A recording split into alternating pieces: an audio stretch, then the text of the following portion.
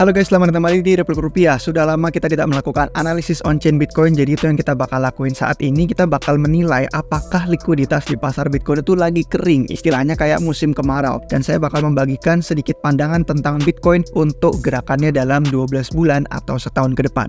Oke, let's go!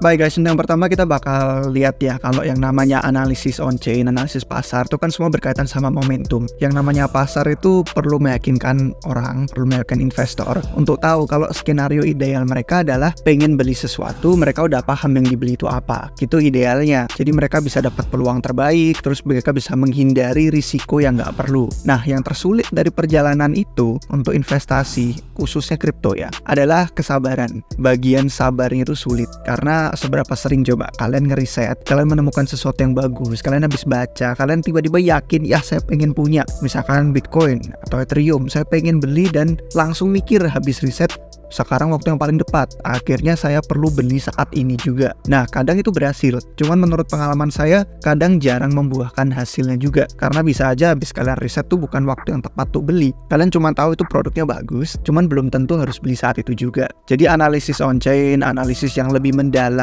itu yang bakal bantu kita ngekontrol nafsu kita untuk pengen megang aset itu. Akhirnya kita jadi kayak punya pandangan, apa ya istilahnya, X-ray. Tuh bisa melihat ke dalam, untuk bisa lihat pasar itu sedang apa, perilaku investornya gimana, dan kita ngatur kesabaran gimana caranya dapat peluang yang terbaik. Nah, itu yang bakal kita lakuin hari ini dari banyak chart yang akan saya bagikan. Sekarang kita mulai dengan supply stablecoin yang menurun. Jadi kalau dilihat dari pandangan makro tentang arus modal yang masuk ke dalam industri kripto, itu ada 3 cara utama ya guys. Yang 3 aset utamanya itu bener-bener kalian lihat di CoinGecko, di CoinMarketCap itu yang paling tinggi. Yang pertama Bitcoin, yang kedua Ethereum, terus yang ketiga itu stablecoins, entah bentuknya USDC, USDT, dan kawan-kawan lainnya. Nah, di sini kita bisa ngelihat chart untuk arus modal yang masuk ke pasar kripto lewat 3 aset utama tersebut. Kalau untuk yang oranye sudah jelas tuh Bitcoin, yang birunya itu Ethereum, yang hijaunya itu yang stablecoins. Jadi ini kumpulan ya, bukan cuma satu doang, pokoknya kumpulan stablecoins yang lain-lain.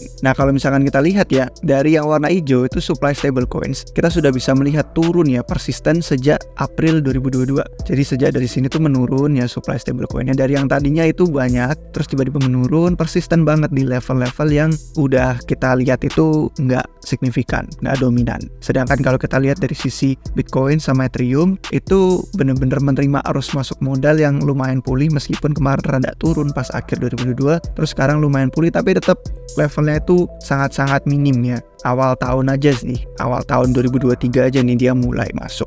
Nah, kalau misalkan kita lihat sejak akhir Agustus ya, 3 aset ini tuh bisa dibilang kayak kembali ke titik netral, atau kadang-kadang bisa kembali ke titik negatif. Kalau di sininya bener-bener positif, di sininya negatif, di sininya kayak netral ya, kayak di tengah-tengah aja selama tahun 2023. Meskipun rada ada sedikit lonjakan negatif belakangan ini. Jadi tandanya ada gerakan pasar yang stagnan, istilahnya itu kayak banyak ketidakpastian, jadi bikin orang-orang di pasar lebih memilih untuk ya udah wait and see dulu aja, kita lihat keadaan ke depannya gimana. Nah, kalau misalkan kita lihat dari jangka waktu pendek ya, sebenarnya 3 aset utama ini itu penting karena bisa kita asumsikan apakah sedang ada tekanan beli, waktu arus modal masuk tuh lagi tekanan beli atau lagi tekanan jual. Caranya gimana? Nah, saya bakal ngasih tahu di chart yang berikutnya. Tapi sebelum saya bahas chart ini, saya bakal jelasin asumsinya dulu. Kalau misalkan orang itu masukin modal dalam bentuk BTC dan ETH ke dalam exchange, kemungkinan besar kita bisa ambil asumsi itu merupakan tekanan jual. Kenapa? Karena jarang banget orang tuh pengen beli aset kripto pakai BTC sama pakai ETH. Kalau BTC-nya masuk, itu berarti mau dijual. Asumsinya dalam analisis kita hari ini. Kemudian kalau yang masuknya itu dalam bentuk stablecoins, nah ini yang kemungkinan besarnya orang masukin stablecoins ke exchange ya untuk membeli aset kripto. Jadi kita bisa lihat kalau stablecoins yang masuk artinya tekanan beli. Jadi kita bisa ngelihat area yang negatif kayak begini nih ya, selama tahun 2021 sampai awal 2022, ini merupakan area yang nandain tekanan jualnya itu dominan karena nilai BTC sama ETH yang masuk ke dalam bursa itu lebih tinggi daripada nilai stablecoins yang masuk. Kalau yang pas lagi positif, artinya stablecoins yang masuk ke dalam bursa itu lebih besar daripada BTC ETH. Jadi dia lebih ke kayak beli gitu kan. Kalau pas lagi pucuk-pucuknya pasti banyak orang-orang tuh lebih relatifnya pengen ngejual, pengen ngambil profit atau keuntungan. Kalau pas lagi bear market, orang pada masukin stablecoins untuk nyerok harga di bawah pas lagi diskon. Itu asumsi secara utamanya. Jadi kalau misalkan kita lihat siklus bull 2021 didominasi tekanan jual karena ambil profit tadi, euforia pasar, terus di sini pas runtuh ya Three Arrows Capital, terus ada Luna, ada UST itu pada runtuh, terus di sini ditambah lagi sama bottomnya pasar pas FTX collapse. Akhirnya jadi ada pergeseran gitu kan. Dari yang tadinya ngejual, terus jadi akumulasi, terus sejak April tahun ini ya kita bisa ngelihat itu pasar jadi kembali ke level yang relatif netral lagi. Kalau misalkan kita lihat di sini relatif negatif gitu kan. Kalau yang di sini positif. Kalau yang kayak di antara ini sebelum pas pasar dumping parah itu netral nih ya. Karena dia bener-bener volumenya kecil dan cuman atas bawah choppy gitu, kayak gerakan menyamping aja sideways. Terus sekarang kita masuk mulai ke yang netral lagi sejak bulan April ini ya. Dia nggak bener-bener dominan ke atas atau dominan ke bawah, nggak. Dia bener-bener di tengah aja, netral. Dan ini sejalan dengan yang tadi kita bahas sebelumnya. Arus modal itu berkurang dan pasar semakin dilanda ketidakpastian.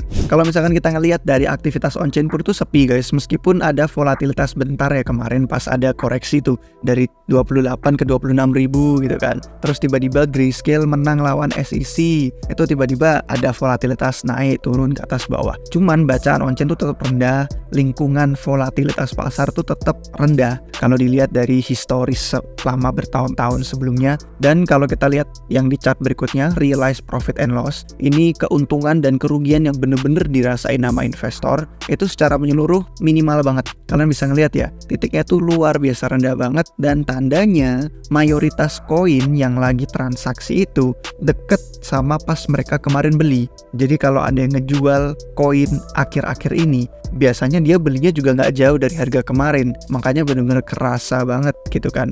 Kalau misalkan dia lagi lossnya karena misalkan pas beli kemarin di 28 terus koreksi 26.000 panik dijual gitu. Jadi ini ngelihat dua-duanya ya, profit sama loss jadi satu, tapi bener-bener minimal banget. Bahkan kalau misalkan kalian mau lihat dibandingin ya sama pas tahun 2020, itu bener-bener mirip di bawah titik itu. Jadi kalau ngelihat dari 2021, 2022 nggak ada level yang sekecil ini. Kita lihat terakhir ya 2020 sebelum bull market yang luar biasa gila. Jadi ini kayak menyorot bahwa euforia pasar bull market 2021 sudah tersapu bersih sekarang. Realized profit loss-nya minim banget. Aktivitas on-chain-nya sepi banget.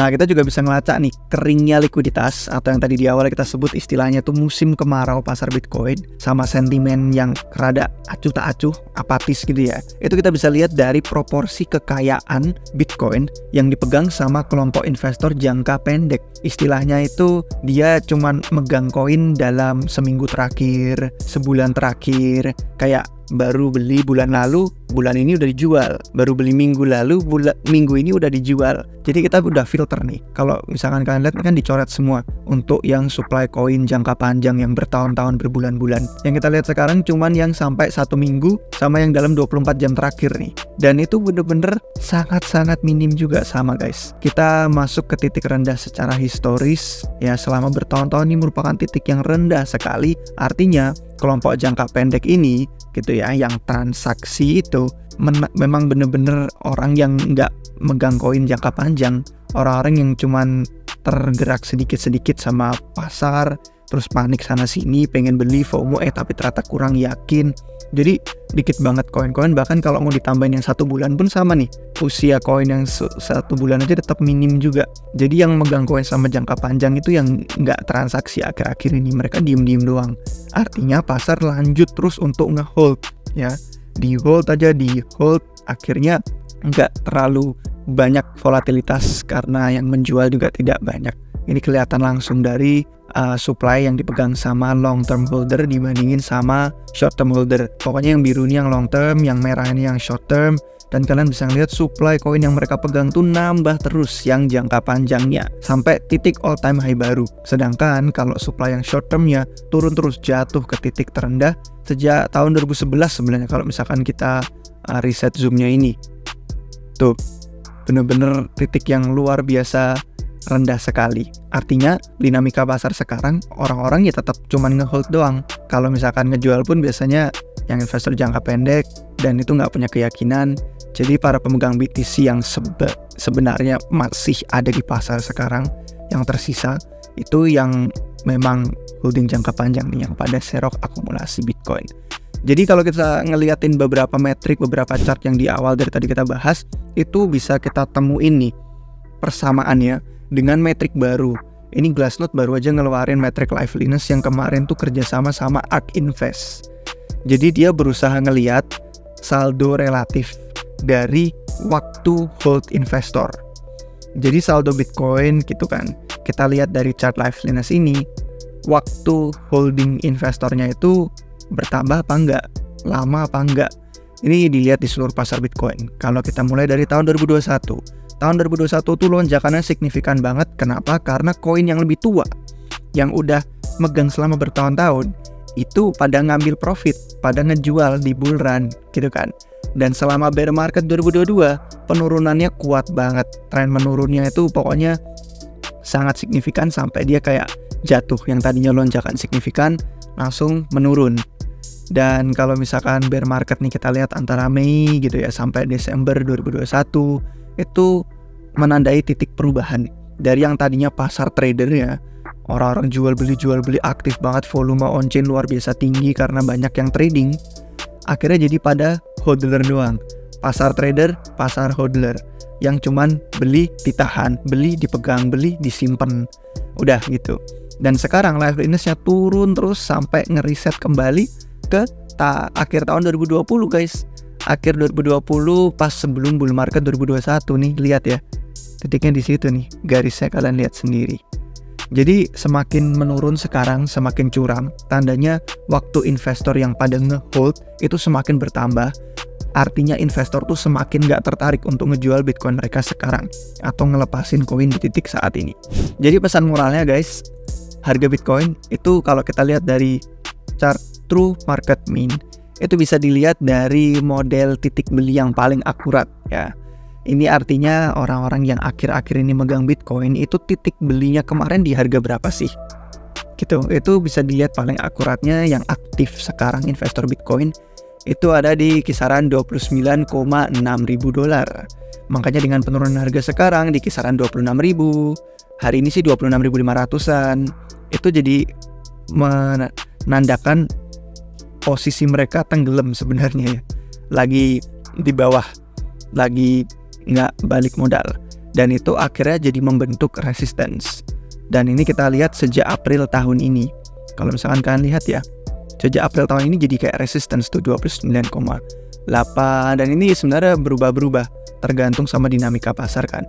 Tapi setiap kali kita nyentuh true market mean ini langsung jadi resistance. Pas ke atas lagi jadi resistance gitu kan. Pokoknya kalau kita melihat true market mean sebagai resistance, yang di bawahnya yaitu realized price yang biasa itu ada di 20,3 ribu dolar. Jadi kayak dua model ini membentuk jalan gitu kan, support sama resistance selama Bitcoin tahun 2023 ini, setidaknya untuk sekarang. Kalau misalkan kita besok, minggu depan, bulan depan kita analisis on-chain lagi, bisa berubah lagi karena pasar tuh dinamis. Cuman sekarang kita bisa ngeliat nih, tuh supportnya, ini resistance-nya, jadi kayak atasnya 29,6 ribu, bawahnya itu 20,3 ribu dolar.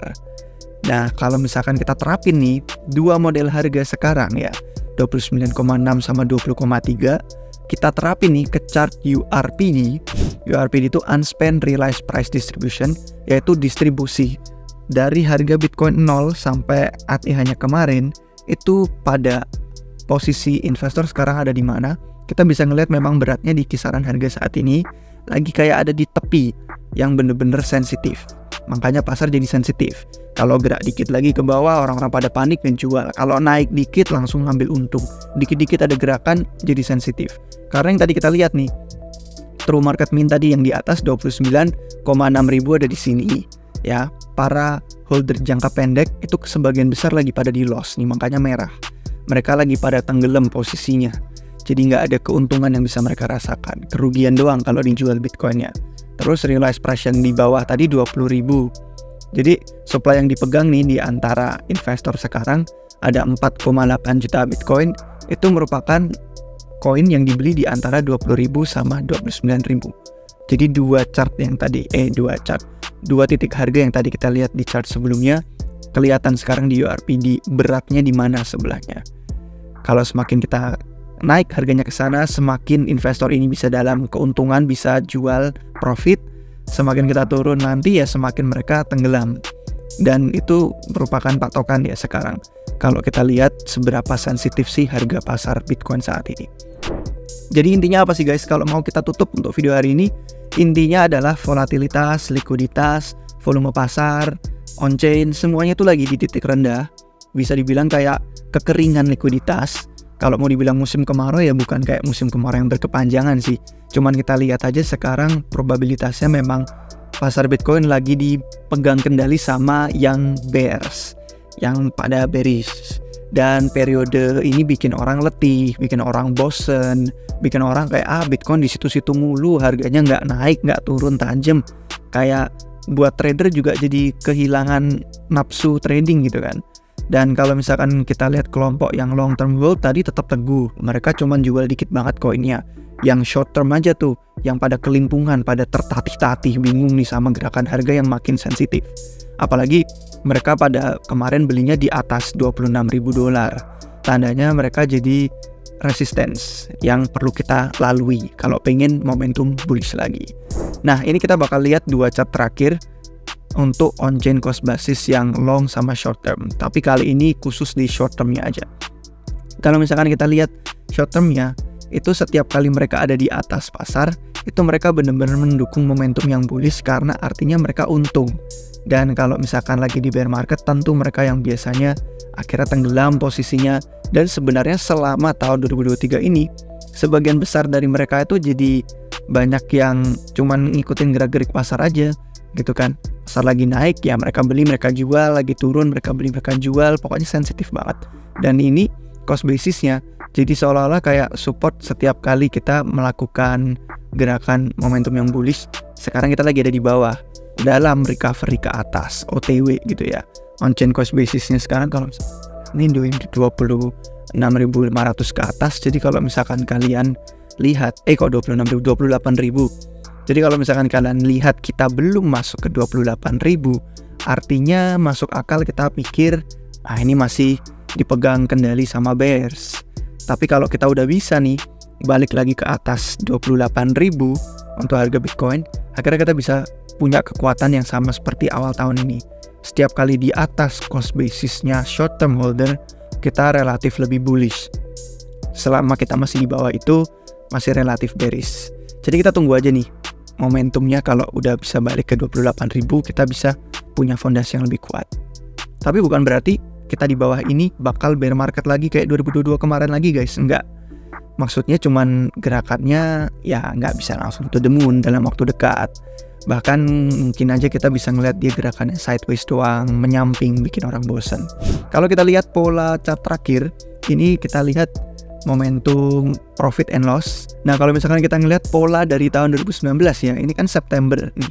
September 2019 sampai September 2020, selama setahun itu kita mengalami gerakan harga yang menyakitkan, tapi titik harganya balik ke titik yang sama lagi. Nah, kalau misalkan kita melihat pola yang sama, misalkan terjadi lagi sekarang September kan, anggaplah dalam 12 bulan ke depan sampai September 2024, kita paling cuman bakal kembali ke titik harga Bitcoin yang sama lagi, 26.000, 28.000, ya kan. Titik tengah yang kita bahas di video YouTube sebelumnya, analisis on-chain tuh titik tengah siklus ya sekitar 30.000 Bitcoin. Jadi rasa bosan tuh memang brutal guys. Ini memang periode yang banyak sekali investor akhirnya nyerah, keluar dari pasar. Tapi kalau misalkan kalian punya visi jangka panjang, bertahanlah aja, sabar, itu yang penting. Dan gunakan waktu kita sekarang untuk mengatur portofolio biar dapat peluang terbaik dan menghindari risiko yang terburuk. Jadi kurang lebih itu sih guys untuk hari ini. Semoga bermanfaat buat kalian. Kalau misalkan kalian suka videonya, jangan lupa kasih jempol. Jangan lupa subscribe biar gak ketinggalan video baru dari Republik Rupiah.